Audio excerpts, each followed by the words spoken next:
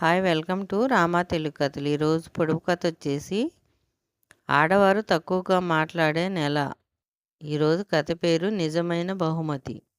నెమళ్ళపాలెంలోనికి జయన్న అనే పగటి వేషగాడు వచ్చాడు. రోజుకొకటి చొప్పున రకరకాల వేషాలు వేసి అందరినీ మెప్పించసాగాడు. ఒకరోజు పెద్ద పులి వేషం వేసుకున్నాడు జయన్న. అచ్చం పుల్లాగానే గాండ్రిస్తూ జమీందారు భవనం ముందుకు వచ్చాడు.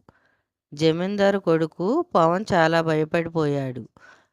అది ఒట్టి వేషమని చెప్పినా వాడు తండ్రిని పట్టుకొని వదల్లేదు.